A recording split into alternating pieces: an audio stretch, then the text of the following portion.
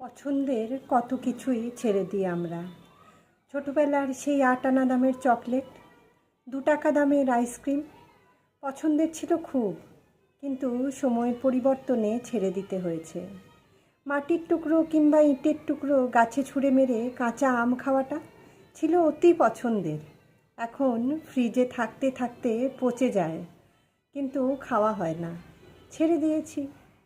পছন্দের খেলা ছেড়ে দিই, পছন্দের গান গাওয়া ছেড়ে দিই, পছন্দের জায়গায় ঘুরতে যাওয়াও ছেড়ে দিই। পছন্দের অনেক কিছুই ছেড়ে দিই আমরা সময়ের সাথে সাথে।